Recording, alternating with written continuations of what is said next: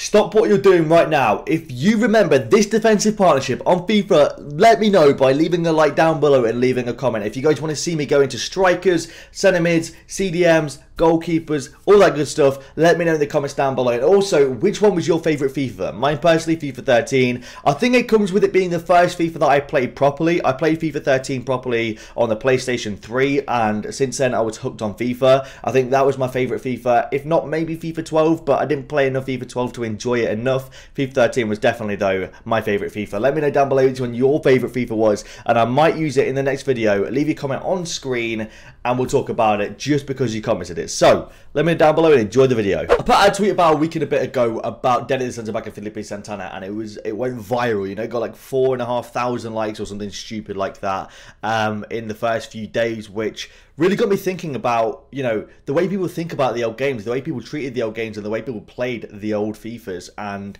not how they play this FIFA, not how they treat this FIFA. And it really, you know, it shocked me to think about it. The overall consensus is that FIFA 18 is a bad game. People don't like the game. People really hate the way the game plays, or the people running the game.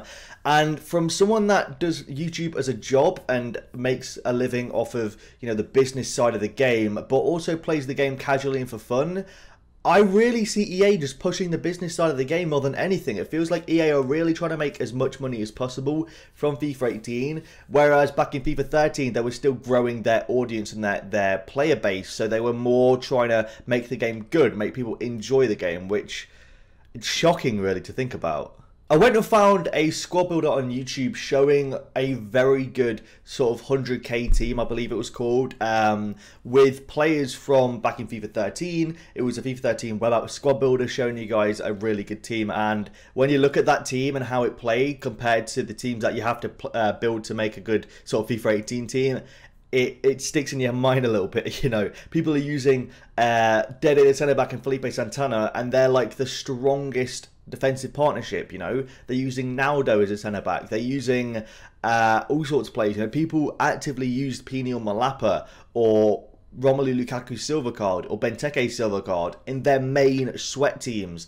And it's crazy to think that if you used a silver now in your main sweat team of FIFA 18, there is no way that you're going to win games. And that in itself blows my mind. They've just completely eliminated the use of silver cards in FIFA. Not only have they eliminated silver cards, they've just made the meta so difficult not to abide by that it's almost impossible for people to enjoy the game anymore, because you have to have a team with Boateng, Alaba and Vidal on the left and Bailly, Valencia, Pogba on the right. You know, you have to have Ronaldo, Bale, Suarez up top.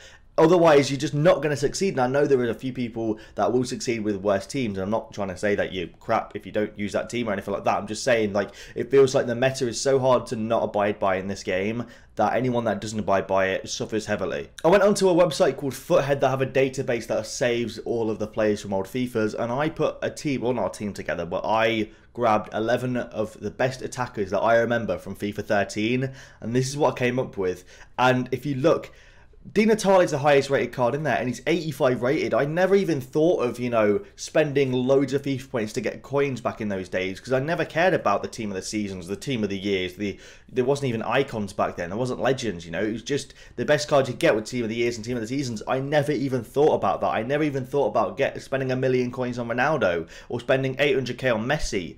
That never crossed my mind, for the simple reason that these players were so good. You know, Fabrizio Micheli made it into almost all of my teams. He was insane. Same with S-Fine. That S-Fine card was unbelievable. One of the best cards in the game. That race card at Cam was unreal. That Di Natale card was fantastic. That Lisandro Lopez card, the left striker, he was one of my favourite players, and barely anyone used him. He was unbelievable in this game. Jabinho, Podolski, Aubameyang St. Etienne card, Malapa, Lukaku and Benteke. Lukaku and Benteke up top, those silver cards did absolute bits. They ripped people to shreds. I want to show you back in FIFA 14 what Finch considered the Legend Killers team.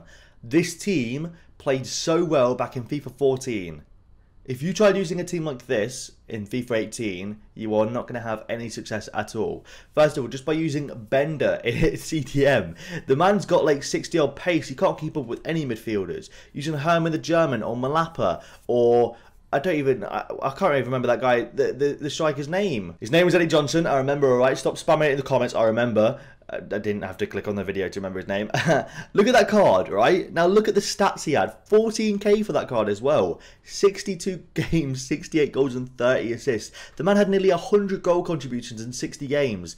I get that with maybe Martial if I'm lucky. And that I have to play squad battles for that. It's crazy. I know that makes me a bad player, but right, shut up. Look at this team though. The fact that this team was meta back in those days is crazy. The 3-5-2, I'd never see people using the 3-5-2. It blows my mind and it just shocks me. It really just shocked me.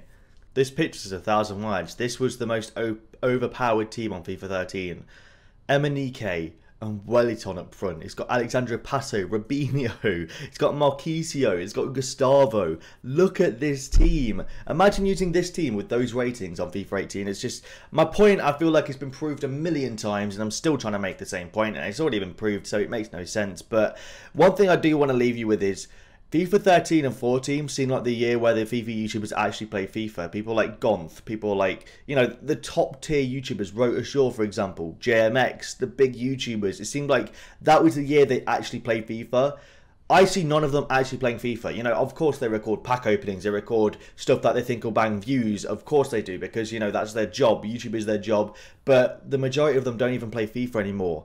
And when there's something, like, when you're a FIFA YouTuber, when that's your job, and your job title is a FIFA YouTuber, it's amazing when you don't play FIFA. And it's because of the sheer disinterest they have, because the game is so bad. If the game was better, if the game was like this, I feel like most of them would still play the game. Honestly, I feel like a lot of them would still play the game, and we'd have a lot more YouTubers that are rising through the ranks that play the game, that have a lot of interest in the game. But at the minute, it's very few and far between, and it seems like it's only the smaller guys, and maybe Bateson and Nep and Nick28T, people like that, that actually play FIFA and that are YouTubers. It's crazy.